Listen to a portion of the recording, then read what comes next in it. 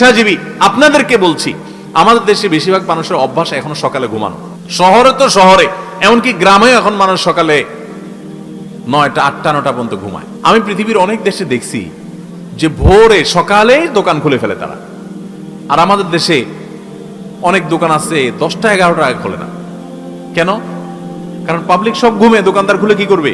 অনেক উন্নত দেশে আমি দেখেছি যে সন্ধ্যার পর রাস্তাঘাটে আর গাড়ি ঘোড়া নাই, তেমন ফাঁকা হয়ে গেছে, মানুষ ঘুমাইতে চলে গেছে।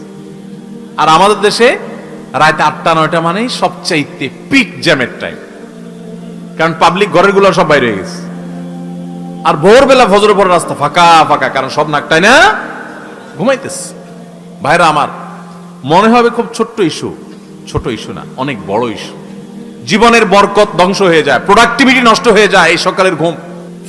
হেফজখানার ছাত্ররা তাদের দ্বিতীয় সিক্রেট হলো তারা সকালে কাজ করে। নবী সাল্লাল্লাহু আলাইহি ওয়াসাল্লাম দোয়া করেছেন, আল্লাহুম্মা বারিক লি উম্মতি ফি বুকুরিহা, আল্লাহ আমার উম্মতের জন্য ভোরের সময়টাতে আপনি বরকত দান করেন। নবীজি দোয়া করে গেছেন, সকালে আপনি ব্যবসা করবেন, ব্যবসা আল্লাহ বরকত দিবে। চাকরি করবেন, চাকরিতে আল্লাহ বরকত দিবে। পড়ালেখা করবেন, সেখানে আল্লাহ তাআলা বরকত দিবে। আপনি যে কাজ করবেন সে কাজে বরকত হবে।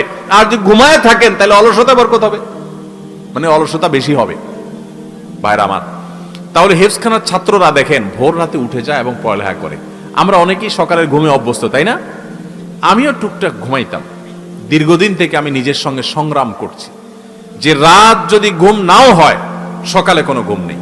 এবং আলহামদুলিল্লাহ বহুদিন পর্যন্ত আল্লাহর তৌফিকে আমি ঘুমাই না। যত কষ্ট হয় হোক, সকালে কোনো ঘুম নেই। সকালে কাজ, সকালে আমল, সকালে কোনো ঘুম নেই। বাংলাদেশের একটা ব্যাপক ব্যাধি এটা যে আজকে আমাদের ঘরে ঘরে মানুষ গভীর রাত পর্যন্ত কোনো কাজ নাই, অযথা বসে বসে 12টা 1টা পর্যন্ত মোবাইল টিপবে। ঠিক না ঠিক? শুয়ে শুয়ে 1 ঘন্টা টিপবে।